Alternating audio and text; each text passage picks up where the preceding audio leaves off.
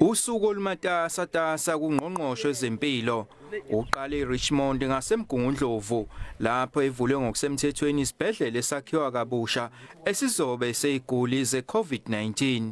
Ungqongqoshe uMkhize uthi wanelisekile ngalezi zakhiwo.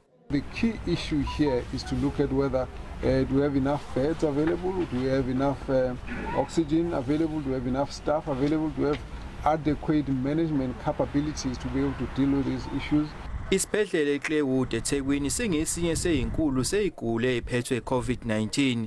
Kulindeleke ukuthi isifundazwe eKwaZulu-Natal sibe nesibalo esikhulu sabaphethwe ligciwane lecorona.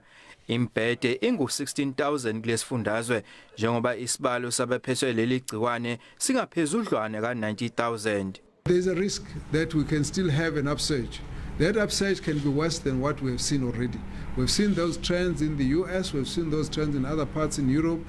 Everywhere where there's been a loosening of the containment measures, we see that the viral infection starts spiking and going up. Umkhize unxusa ukuthi abazizwa bephathwa umkhuhlane basheshe bayohlolwa ebhedlela.